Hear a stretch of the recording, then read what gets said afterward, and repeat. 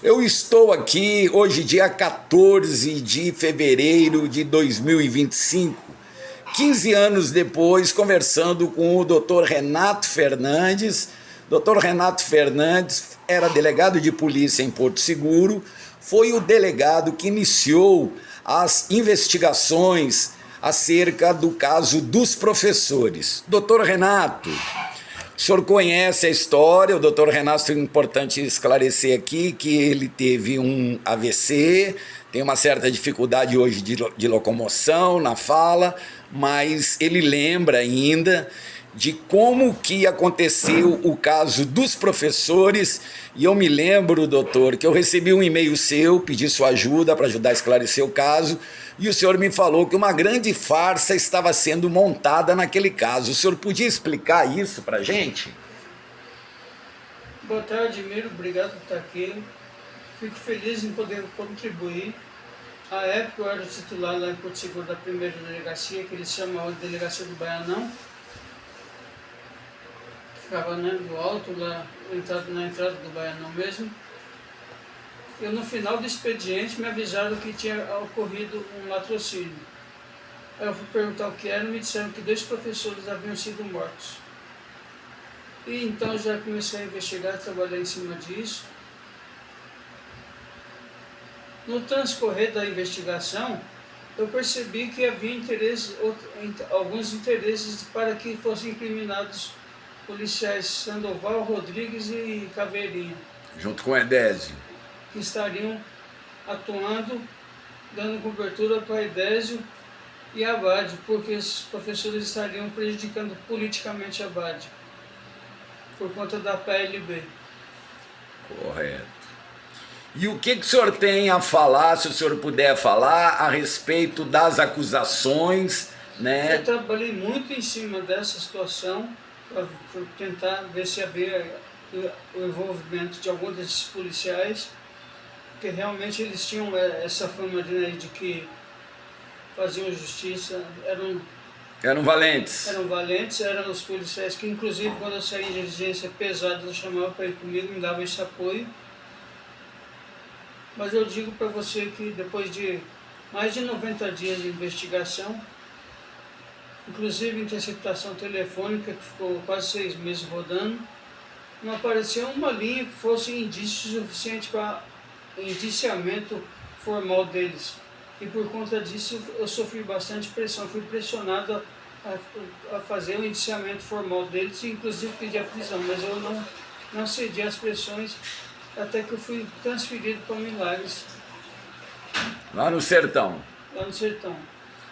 Correto. E o que o senhor pode falar a respeito de as acusações que foram feitas pelo Marcelo Caolho e pelo João da Ajuda, de que elas mandavam na Polícia Civil, mandavam na Polícia Militar e que inclusive lhe pagariam propina de 15 mil por mês? Marcelo Caolho, eu pedi a prisão dele, mas é um traficantezinho pequeno. Não sei se ele ainda está vivo, se ele ainda trafica lá em Porto Seguro. Ele realmente não tinha nenhuma visibilidade, então não teria como. Ele tem esse poder todo que Esse ele poder arrotou. que ele alegou, se não me engano, num depoimento de juízo, né? Isso. De forma alguma, ele não comandava nem a rua dele. Correto. E Agora, era um traficante, mas um traficante de pequena relevância, mas eu cheguei a pedir a prisão dele, a prisão dele foi decretada. E quem cumpriu o mandado de prisão depois foi o doutor Evi Paternoster. correto. E o senhor me informou também num e-mail lá de 2010 que o senhor passou 6 meses escutando com ordem judicial que o senhor estava grampeando Marcelo e João, né? E o senhor pode falar como é que foi, se o senhor concluiu as investigações, entregou para o doutor Evi ou entregou para o promotor esse inquérito? Você foi remetido para o judiciário. Correto. Com todos os grampos e interceptações que voltaram com áudios não conclusivos. Nenhum deles se referia à morte dos professores. Correto, porque no caso, se tivesse, como eles alegaram, que eles estavam sendo procurados constantemente por Sandoval e Rodrigues, né? E que ligavam para eles e que iam na casa deles, o senhor acha que isso teria sido revelado nas gravações que o senhor fez? Com certeza. Se você tirar o depoimento de Marcelo, que é um depoimento por ouvir dizer, ou então uma afirmação muito falsa relacionada a crime de corrupção, com relação a ele pagar propina, inclusive para mim, e também no caso seria policiais também. Se você tirar essa situação, não existe absolutamente nada que possa envolver os policiais no caso dos professores. Então, eu cheguei à conclusão de que foi tudo uma grande narrativa que foi criada. O senhor me falou em farsa, doutor. O senhor pode falar um pouco sobre isso? Quem seriam os interessados em manter essa acusação? Se o senhor puder falar, fala. Senão, o pessoal entende também. Quando eu digo que é uma narrativa, porque é uma farsa. Porque eu investiguei com muito afinco a participação de Sandoval e Rodrigues e Caveirinha. E cheguei à firme conclusão de que eles não tiveram nenhum envolvimento e acredito que não foi o crime, não aconteceu a mão de Edésio também, muito menos a Abade. De fato, os professores eram uma pedra no sapato, politicamente falando, para Abade, mas daí a matava aí uma diferença muito grande. Os dois professores é uma diferença muito grande, uma responsabilidade muito grande. Não acredito de forma alguma. Eu conheci Rodrigues e Sandoval e Caveirinha, trabalhei com eles muito tempo. Posso dizer que eles não agem dessa forma e não agiriam assim. Correto. Outra coisa, doutor... Agora, o interesse vai ser justamente porque para quem interessava na época, a acusação contra Edésio, contra o próprio Abade, não, é uma questão política por trás disso. Correto. Outra coisa, doutor, que o senhor investigou com ordem judicial, fez as escutas telefônicas a respeito de Marcelo e de João. Qual é os crimes que eles estavam envolvidos?